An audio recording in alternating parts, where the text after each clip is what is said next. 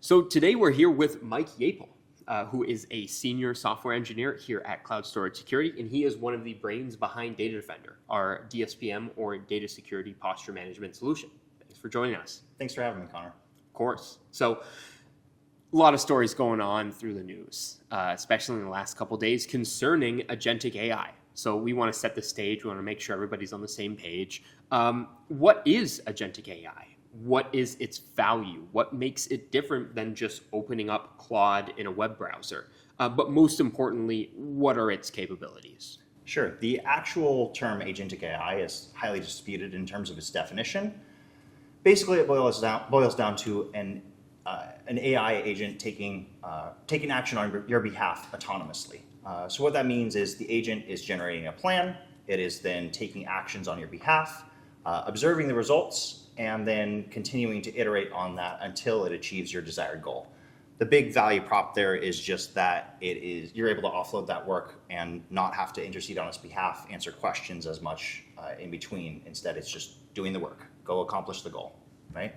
Yeah, absolutely. So on July 16th, just a couple days ago, HuggingFace disclosed that an autonomous AI agent had breached its production infrastructure, right? So the big marketing headline that we're reading everywhere is that it was cheating on a test. So what actually happened? What went on there?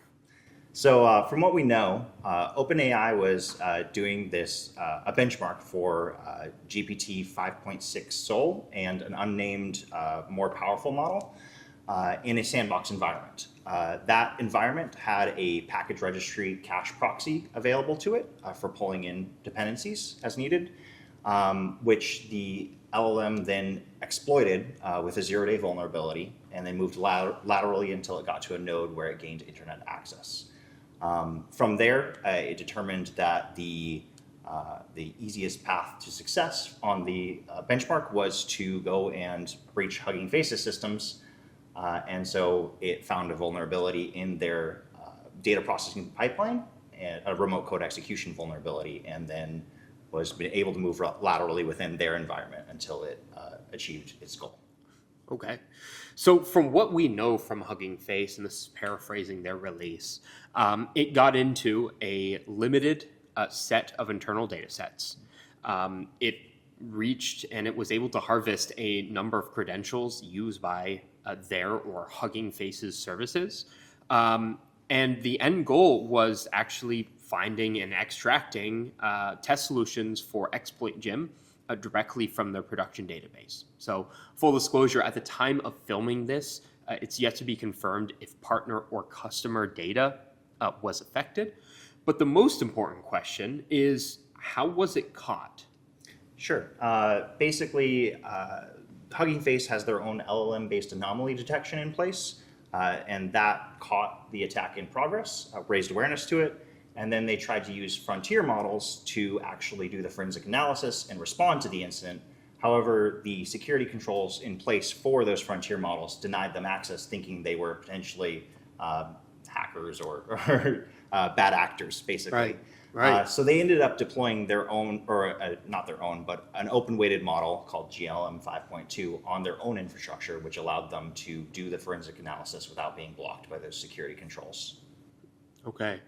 Yeah, and I mean, let's talk a little bit more here. Like, is it reasonable to assume that maybe given the credentials that the model had access to during the breach, and that it harvested, could it have exposed other data sets as well, like object storage, block storage, maybe other databases?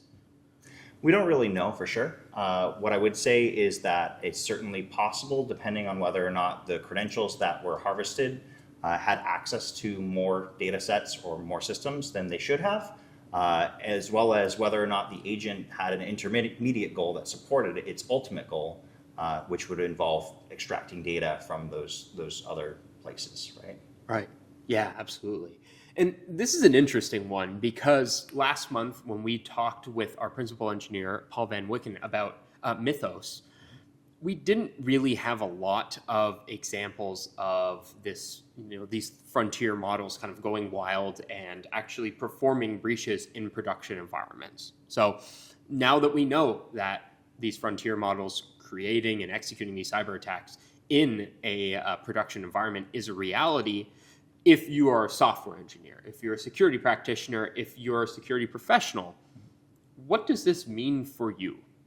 I think leaning back on some of the basic principles in terms of security, things like least privilege across the board, making sure that all the identities in your environment, whether they're human or machine identities, so service accounts, et cetera, have the least amount of privilege possible, so they don't have access to read and write to a system they only need to read data from. Right. Scoping those things down means that you are not exposing yourself to unnecessary risk should an agent compromise those credentials.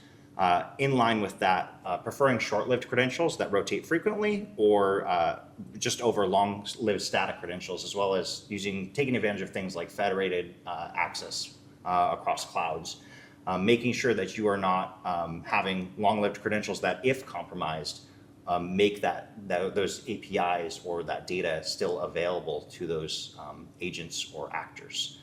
And then lastly is just observability and alerting, making sure you have proper tooling in place so that if an incident should occur, whether it's high volume of requests, which is unexpected, or perhaps unexpected access to a resource from a principal or identity that doesn't normally access that data set or access that data set in that way, knowing is the first step. And so if you don't have the tooling in place to actually see what's going on in your environment, then you're kind of setting yourself up for failure. Right.